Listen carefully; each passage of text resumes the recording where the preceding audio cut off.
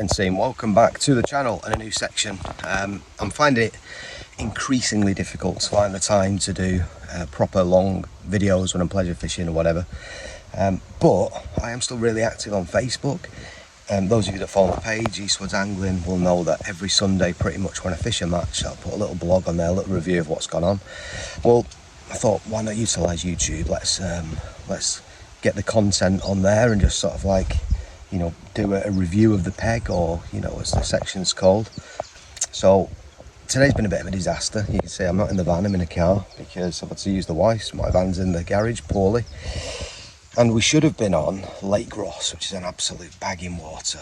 But me, as the match secretary, I made a mistake. When I made the booking back in February, I said the 9th of September and not the 7th.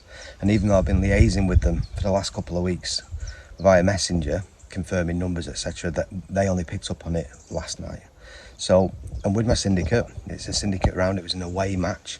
So I managed to move that to a couple of weeks' time. We go back to Lake Ross. But today, we're back to the club lake. And this one has been shut for several weeks, really, since we had a bit of an oxygen issue. And the water's very low. So it's the first match in a long time. We've got to be careful with fish welfare. So anything over £4 will be weighing straight away. We normally fish 5.5 hours. It's just 5 hours today.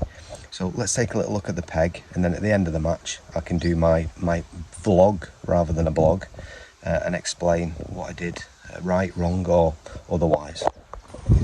So peg 2 on our match lake. You can see how low the water is, but I've drawn this peg more times than any other peg on this lake, so I know it pretty well. Water's down to probably about 2 foot now, but over there against those lilies is pretty much where we're hoping to catch. Also down there as well.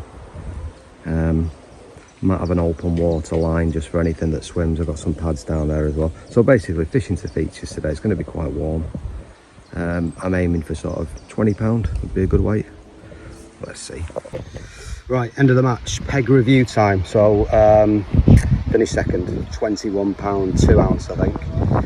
Graham Killick, everybody's hero, the guy who was on peg 15, which is that one over there. He caught some right old lumps by the island and next to them pads. I've caught a couple facing the pads, but I've lost 2 in there as well.